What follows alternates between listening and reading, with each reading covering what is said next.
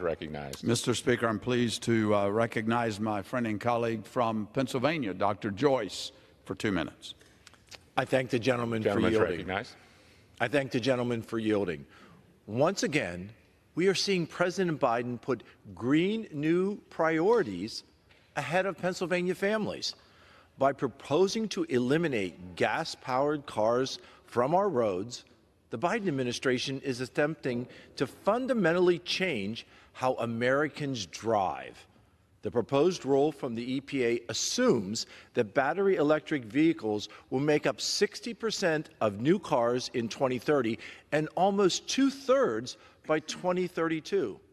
The basic facts show us that this assumption is simply wrong, and that attempting to ban the sale of internal combustion engine cars, internal combustion engine trucks, and internal combustion engine SUVs that families in Pennsylvania rely on is dangerous.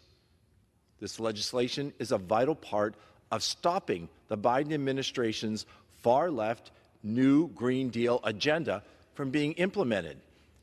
In tandem with my legislation, the Preserving Choice in Vehicle Purchases Act, the CARS Act would help to ensure that the Clean Air Act, a 51-year-old piece of legislation, is not manipulated to ban the sale of gas-powered vehicles.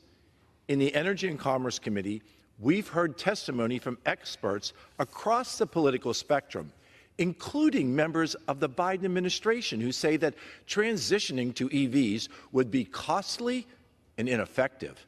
Just this month, we've heard from more than 4,000 car dealers, including 70 from Pennsylvania, who say that transitioning to battery vehicles would be a disaster for drivers across our country.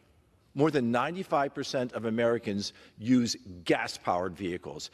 Demanding that they transition to battery electric vehicles in the next decade would be disastrous for our economy. It would be unsustainable for our electric grid, and it will be devastating to American families. I urge all of my colleagues to support this legislation and put a stop to President Biden's reckless use of agency rulemaking. Thank you, and I yield the balance of my time. Yields back.